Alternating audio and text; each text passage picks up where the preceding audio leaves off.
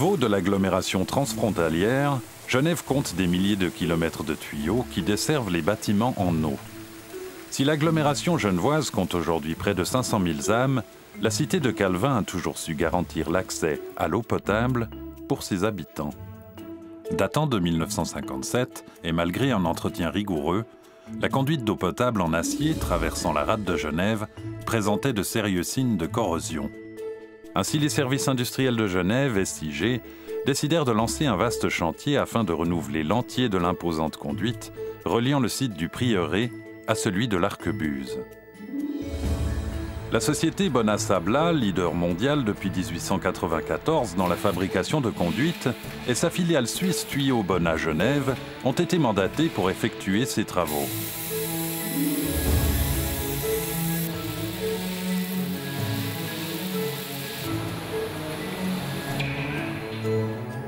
Au cours des décennies, la société est passée maître dans les travaux de fabrication et de maintenance, tant dans la pose de canalisations souterraines que maritimes ou fluviales. Que les ouvrages soient accessibles ou non, Bonnat est capable de poser un diagnostic précis et garantir un ouvrage pour des applications en eau potable.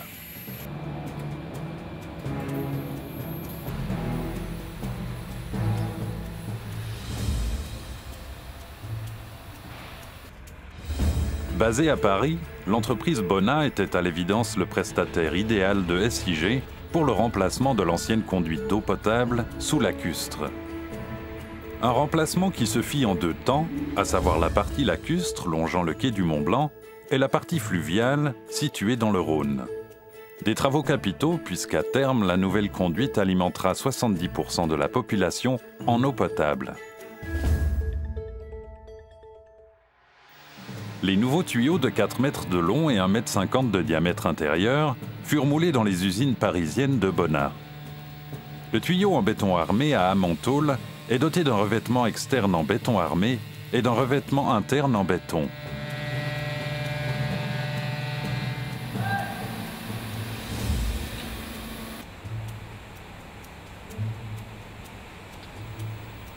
Un lestage continu assure une parfaite stabilité de la conduite, même lorsqu'elle est vide.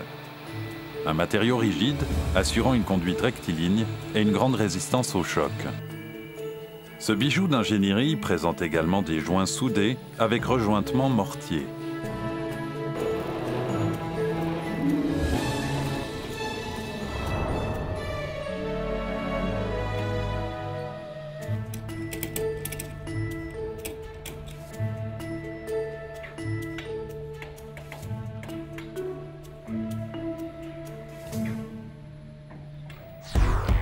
Les imposants éléments de 12 tonnes chacun ont ensuite été acheminés jusqu'au quai de Colonie à Genève pour y être assemblés par soudure en tronçons mesurant de 30 à 425 mètres de long.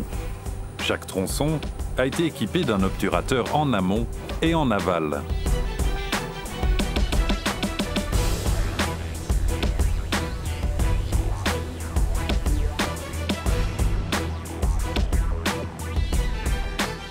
Par la suite, et après la mise en place de flotteurs, les différents éléments ont été tractés à la surface de l'eau jusqu'à leur emplacement final, où une tranchée dans le sable a été creusée pour les accueillir.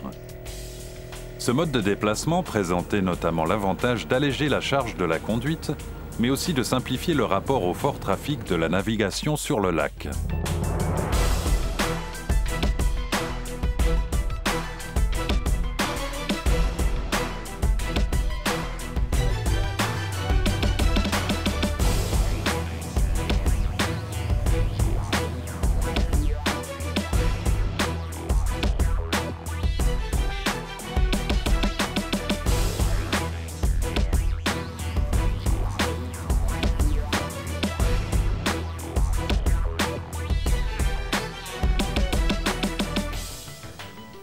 Au total, pas moins de 14 convoyages de tronçons à travers le lac et le Rhône ont été nécessaires pour constituer les 2160 mètres de conduite.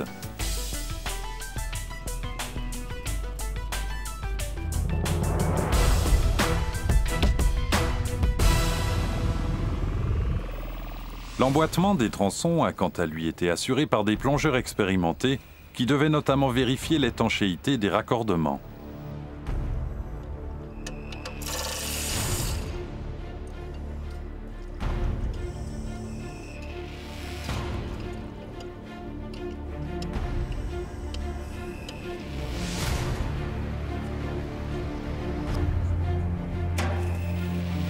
Ainsi, après le délestage des flotteurs et l'immersion du tronçon, l'obturateur amont est enlevé.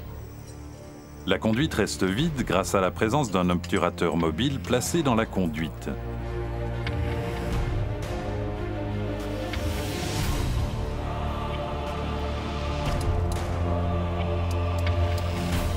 Celle-ci est alors emboîtée sous l'eau.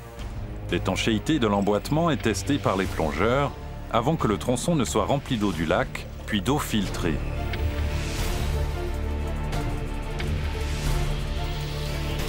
Des travaux déjà bien délicats à mener sur le lac Léman, mais bien plus encore dans un Rhône présentant un courant de 300 mètres cubes seconde en moyenne. Pour cette opération, le courant fut réduit à 50 mètres cubes seconde par la fermeture du barrage du Seget, permettant ainsi aux plongeurs de faire leur travail.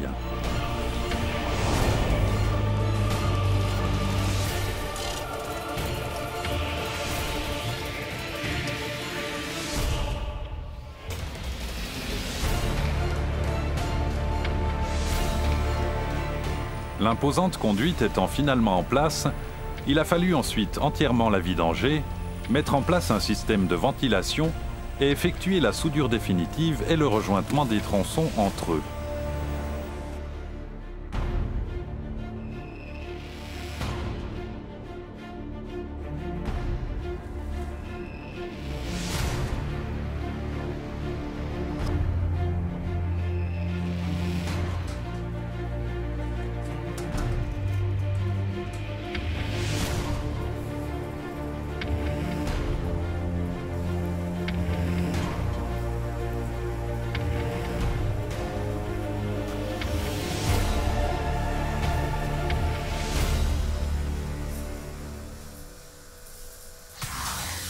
Pour garantir l'installation de la nouvelle conduite en un peu moins de 2 ans, les hommes et les femmes de Bonnat ont fait montre, une fois encore, de leur talent à relever des défis imposants et d'importance capitale.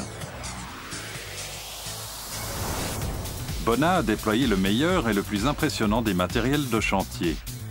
Une quantité impressionnante de flotteurs, des pieux métalliques permettant le positionnement de la conduite, mais aussi une flottille de barges pour terrassement et remblaiement de la souille, des barges pour stockage et clapage des matériaux et différents maritimes pour assistance à la pose. Un nouveau défi hors norme relevé haut la main par Bonnat, qui reste le leader du tuyau à Amtol, avec un réseau de près de 10 000 km de conduite dans près de 50 pays du monde.